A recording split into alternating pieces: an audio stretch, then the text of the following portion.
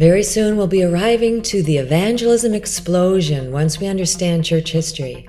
Chapter 17, The Underground Church.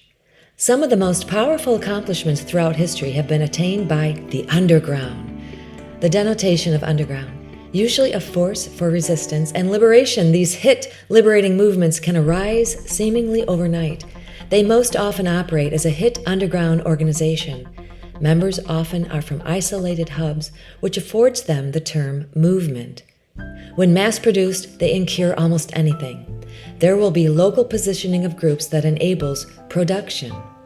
The legendary Harriet Tubman was an escaped slave who became a conductor on the Underground Railroad, leading slaves to freedom before the Civil War, all while carrying a bounty on her head. But she was also a nurse, a Union spy, and a women's suffrage supporter. Tubman is one of the most recognized icons in American history, and her legacy has inspired countless people from every race and background.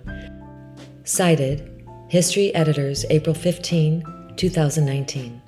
Archetypally, movements are for virtuous reasons, yet all pioneering hitters consider their cause a worthy one, even if it is not. Today, secular activists want so much more. Activists want the planet to be perfect, all races to be perfected, and equality across the board.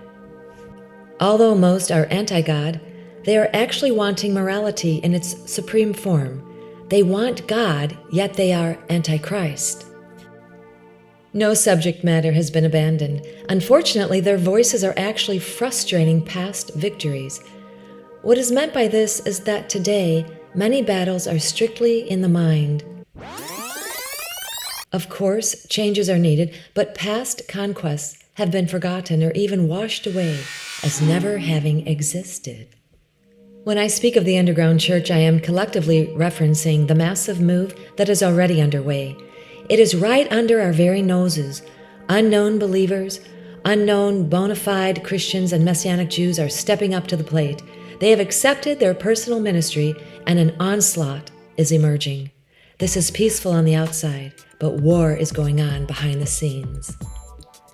God's people are producing YouTube videos, tracks, books, music, and getting the word out in any style they can. They are becoming bold.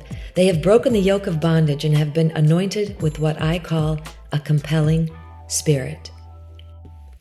Of course, believers will not retaliate when threatened with weapons of war, unlike their persecutors will do. They will rebound with faith as gold and not love their lives unto death. The greater glory will occur out in the world. All believers will have a chance to participate. The end times greater glory includes, you may say, a crusade.